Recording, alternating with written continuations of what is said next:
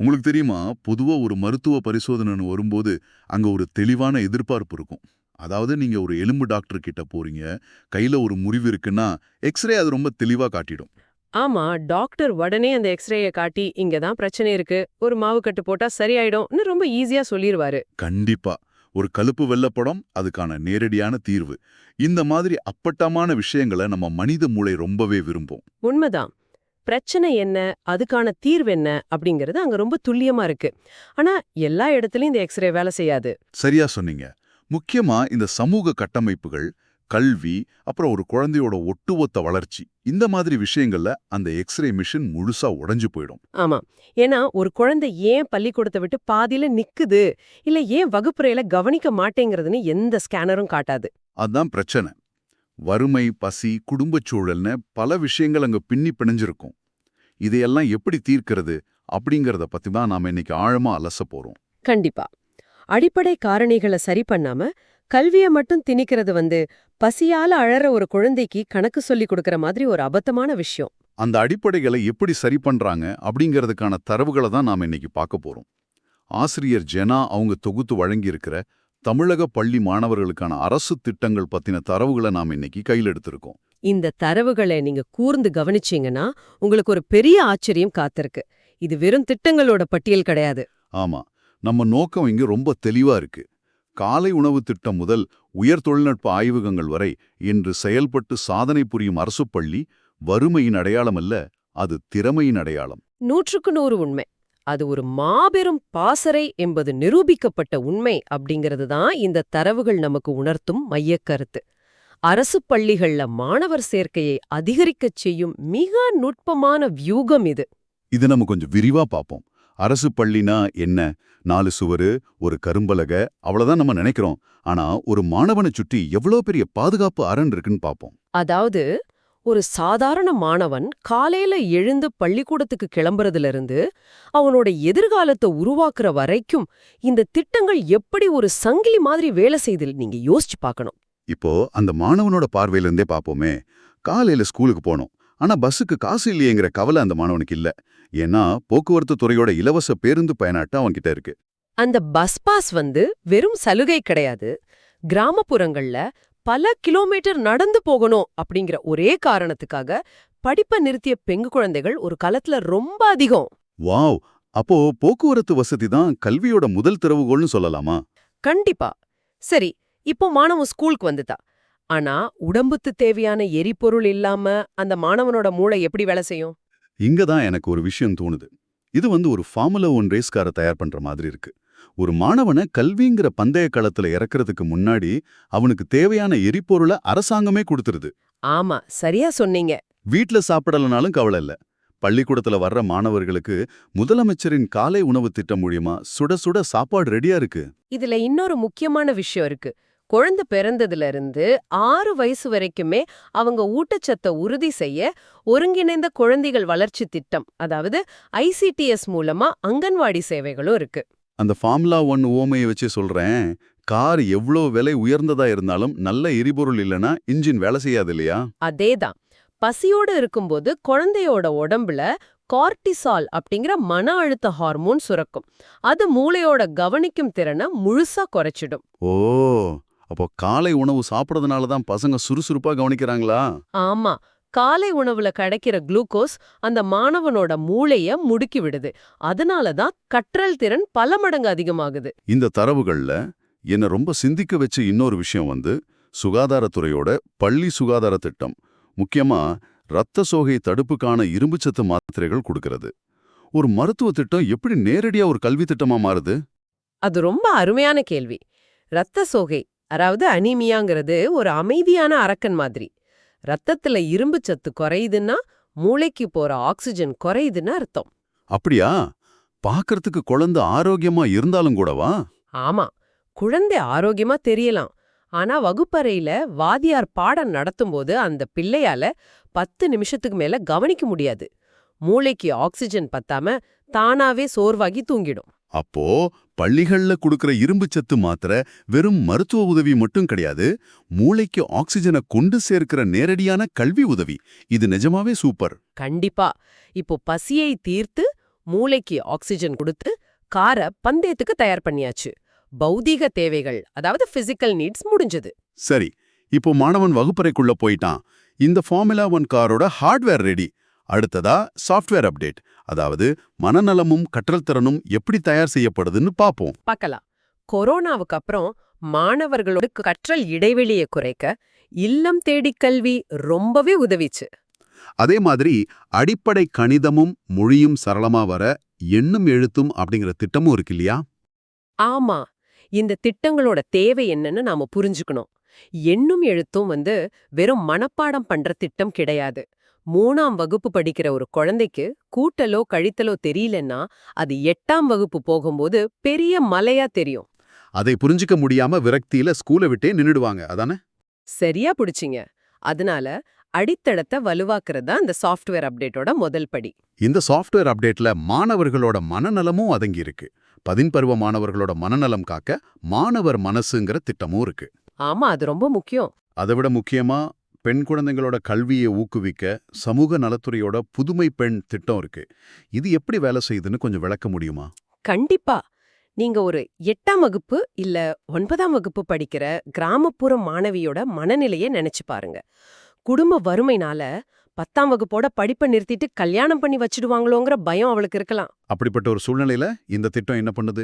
இந்த புதுமை பெண் திட்டம் அந்த மாணவியோட கண்ணுக்கு முன்னாடி ஒரு தெளிவான பாதையை உருவாக்குது. நான் 12ஆம் வகுப்பு முடிச்சிட்டு காலேஜ் போனா அரசாங்கம் எனக்கு மாசம் 1000 ரூபாய் கொடுக்குங்கிற நம்பிக்கை வருது. ஓ, நான் என் கால்ல சொந்தமா நிப்பேன்னு ஒரு உந்துதல். இது வெறும் நிதியுதவி கிடையாது. குழந்தை திருமணத்தை தடுத்து கல்வியில தக்க வைக்கிற ஒரு உளவியல் ஆயுதம். ரொம்ப சரி. அதேபோல மாற்றுத்திறனாளி குழந்தைகளுக்கான பல உணர்வு பூங்காக்கள், அதாவது மல்டி சென்சரி பார்க் திட்டமும், சிறப்பு கவனிப்பு தேவைப்படுற குழந்தைகளுக்கான வீட்ல இருந்தபடியே கல்வி கற்கும் திட்டமும் இந்த தரவுகள்ல இருக்கு. ஒரு நிமிஷம், இந்த பல உணர்வு பூங்கான என்ன? அது எப்படி ஒரு மாற்றுத்திறனாளி குழந்தைக்கு உதவுது? இப்போ ஆட்டிசம் மாதிரி நரம்பியல் சவால் உள்ள குழந்தைங்களுக்கு சாதாரண வகுப்பறை ரொம்ப மன அழுத்தத்தை கொடுக்கலாம். இந்த பல உணர்வு பூங்காங்கிறது ஒலி, ஒளி, தொடு உணர்வுன்னு பல விஷயங்களை பாதுகாப்பா கொடுக்கிற ஒரு பிரத்யேக இடம். இது உள்ளடக்கிய கல்வி, அதாவது இன்க்ளூசிவ் எஜுகேஷன்ல எவ்வளவு முக்கியமான ஒண்ணுன்னு இப்ப புரியுது. ஆமா, இது அவங்க மூளையில புதிய நரம்பியல் இணைப்புகளை உருவாக்கி அவங்கள சாந்தப்படுத்தி கற்றலுக்கான சூழலை உருவாக்குது. இந்த சொல்ல ஒரு அரசு பள்ளி குறித்த என்னோட பிம்பம் முழுசா மாறிட்டே வருது. அடிப்படை தேவைகள், ஆரோக்கியம், உள்ளடக்கிய கல்வின்னு நிறைய பேசிட்டோம். ஆனா இங்கிருந்து தான் ஆசிரியர் ஜனாவோட தரவுகள் நம்மள ரொம்ப ஆச்சரியப்படுத்துது. நாம அடுத்து பார்க்க போறது எதிர்கால தொழில்நுட்பம். அரசு பள்ளினா உடைஞ்ச பெஞ்சுகளும் தான் அப்படிங்கிற எண்ணம் இன்னும் பலர்கிட்ட இருக்கு. அந்த எண்ணத்தை உடைக்கிற மாதிரி இப்போ 9லிருந்து 12ஆம் வகுப்பு மாணவர்களுக்கு ரோபோட்டிக் ஆய்வகங்கள், அறிவியல் பூங்காக்கள் எல்லாம் வந்துருச்சு. அது மட்டுமா, தகவல் தொழில்நுட்பத்துறையோட விலையில்லா மடிக்கணினி, நான் முதல்வன், அப்புறம் மைக்ரோசாஃப்ட் டீல்ஸ்னு ஒரு பெரிய படையே இருக்கு. என்ன கேட்டா இது ஒரு சாதாரண வகுப்பறைய சிலிகான் வேலியோட இன்குபேட்டரா மாத்துறதுக்கு சமம்னு சொல்வேன். உங்க சிலிகான் வேலி ஒப்பீட்டை நான் ஏத்துக்கிறேன். ஏன்னா எதிர்கால தயார் நிலைங்கிறது வெறும் ஏட்டுச் சுரைக்காயா இருக்க முடியாது. இந்த மைக்ரோசாஃப்ட் டீல்ஸ் திட்டத்தை எடுத்துக்கோங்க. சொல்லுங்க, இதுல அப்படி என்ன சிறப்பு? இதுவரைக்கும் கம்ப்யூட்டரையே தொட்டு பார்க்காத ஒரு கிராமப்புற மாணவனுக்கு தொழில்நுட்பத்துறையில இருக்கிற வல்லுநர்களே நேரடியா பயிற்சி கொடுக்கறாங்க. இது மாணவர்களோட மூளையில தர்க்க ரீதியான சிந்தனையையும் சிக்கல் தீர்க்கும் திறனையும் வளர்க்குது. வாவ்! அறிவியல், தொழில்நுட்பம், பொறியியல்னு சொல்லப்படுற ஸ்டெம் கல்வி உயர்குடி மாணவர்களுக்கு மட்டும்தாங்கிற நிலையை இது உடைச்சிடுச்சு. ஆமா, அதை இந்த ரோபோட்டிக் ஆய்வகங்கள் சாத்தியமாக்கியிருக்கு. ஆனா ஒரு நிமிஷம், இதெல்லாம் கேட்கறதுக்கு ரொம்ப நல்லா இருக்கு. ஆனா எந்த ஒரு பாதுகாப்பும் இல்லாம ஒரு 9ஆம் வகுப்பு மாணவியோட கையில லேப்டாப்பை கொடுக்கறது ஆபத்து இல்லையா? டிஜிட்டல் உலகத்தோட இருண்ட பக்கங்களை அவங்க எப்படி சமாளிப்பாங்க? மிகச்சரியான கேள்வி. தொழில்நுட்பத்தை கொடுக்கறதோட அரசாங்கத்தோட வேலை முடிஞ்சிடாது. அதனாலதான் காவல்துறையோட இணைஞ்சு அகல் விளக்குங்கிற திட்டம் செயல்படுது. அகல் விளக்கு திட்டம் இது முக்கியமா என்ன பண்ணுது? வெறும் அறிவுரைகளை மட்டும் கொடுக்குதா? இல்ல, இது ஒரு டிஜிட்டல் தற்காப்பு கலை மாதிரி. இன்டர்நெட்ல யாராவது போலி முகவரியில, அதாவது ஃபிஷிங் மூலமா பேசுனா எப்படி சமாளிக்கிறதுன்னு சொல்லி கொடுக்கறாங்க. ஓ, ஆன்லைன் மிரட்டல்கள் வந்தா எப்படி புகார் கொடுக்கறதுன்னு கூட கத்து கொடுக்கறாங்களா? ஆமா, தங்களோட தனிப்பட்ட தகவல்களை எப்படி பாதுகாக்கிறதுன்னு நடைமுறையா கத்து கொடுக்கறாங்க. தொழில்நுட்பத்தை அறிமுகப்படுத்தும் போதே அதில் இருக்கிற கண்ணிவெடிகள் பத்தின விழிப்புணர்வையும் கொடுக்கறது தான் ஒரு பொறுப்பான கல்வி முறை. ரொம்ப அருமை. இது போக ஸ்டூடெண்ட் போலீஸ் கேடெட் மற்றும் போதைப்பொருள் தடுப்பு விழிப்புணர்வு முகாம்கள் மூலமா மாணவர்களை பாதுகாக்கிறதும் நடக்குது. இதெல்லாம் கேக்குறப்ப ரொம்ப ஆச்சரியமா இருக்குல்ல? கண்டிப்பா. ஒரு பக்கம் மருத்துவம், மறுபக்கம் லேப்டாப்பு, இன்னொரு பக்கம் பஸ் பாஸ், சைபர் பாதுகாப்புன்னு இவ்ளோ திட்டங்கள். இதெல்லாம் எப்படி நடைமுறையில சாத்தியமாகுது? இது ரொம்ப முக்கியமான ஒரு பார்வை. ஏன்னா சாதாரணமா 2 அரசு துறைகளின் இணைந்து ஒரு ஃபைலை நகர்த்துறதே பெரிய சவால். ஆனா ஆசிரியர் ஜனாவோட தரவுகள் படி பார்த்தா ஆதிதிராவிட நலத்துறை, தொழிலாளர் நலத்துறை, விளையாட்டு மேம்பாட்டுத்துறைன்னு மொத்தம் 14 வெவ்வேறு துறைகள் இணைந்து செயல்படுது. ஆமா, 14 துறைகள். இது வெறும் காகிதத்துல மட்டும் இருக்கிற திட்டமா இல்லாம எந்த ஒரு நிர்வாக சிக்கலும், அதாவது பியூரோக்ராட்டிக் நைட்மேர் இல்லாம எப்படி சாத்தியமாகுது? கல்விங்கிறது பள்ளி கல்வித்துறையோட ஒற்றை பொறுப்புன்னு மத்த துறைகள் ஒதுங்கி நின்னா இந்த சங்கிலி அருந்துடும்.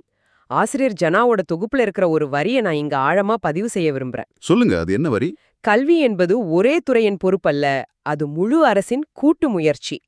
இது நடைமுறையில எப்படி சாத்தியமாகுதுன்னா, இது ஒரு பிரம்மாண்டமான ஆர்கெஸ்ட்ரா மாதிரி செயல்படுது. ஆர்கெஸ்ட்ரா மாதிரியா? அது எப்படி? பள்ளிக்கல்வித்துறை ஒரு இசை நடத்துனரா, அதாவது ஒரு கண்டக்டரா முன்னின்று செயல்படுது. ஆனா தொழிலாளர் நலத்துறை ஒரு குழந்தை தொழிலாளரை மீட்கும்போது உடனே பள்ளிக்கல்வித்துறை அந்த பிள்ளைய ஸ்கூல்ல சேர்க்குது. ஓ சூப்பர்! அப்போ விளையாட்டுத்துறை திறமையான மாணவர்களை கண்டுபிடிச்சு அவங்களுக்கு விடுதியும் உணவும் கொடுக்கறாங்க, சரியா? சரியா சொன்னீங்க. அதே மாதிரி உயர்கல்வித்துறை அரசு பள்ளி மாணவர்களுக்கு தொழில் வழிகாட்டுதலையும் பயிற்சிகளையும் கொடுக்கறாங்க. அப்போ ஒவ்வொரு துறையும் தங்களோட எல்லையை தாண்டி மாணவன் அப்படிங்கிற ஒரு மையப்புள்ளியை நோக்கி வேலை செய்யறாங்க. எந்த வாத்தியமும் தனித்து இசைக்காம ஒன்னா சேரும்போதுதான் மாணவர்களோட வெற்றிங்கிற சிம்பொனி பிறக்குது. கண்டிப்பா.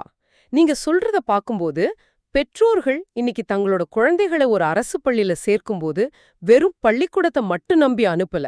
ஆமா, ஒட்டுமொத்த அரசாங்கத்தோட 14 துறைகளும் தான் குழந்தைக்கு ஒரு பாதுகாப்பு அரணா நிக்குங்கிற மாபெரும் நம்பிக்கையோட அனுப்புறாங்க. அந்த நம்பிக்கையால தான் இன்னைக்கு அரசு பள்ளிகள்ல மாணவர் சேர்க்கை தொடர்ந்து அதிகமாயிட்டு இருக்கு. மாணவர்களை பாதுகாத்து ஒரு கடுமையான எதிர்கால உலகிற்கு அவங்கள தயார்படுத்தும் மாபெரும் பாசறையா இது உருவெடுத்திருக்கு.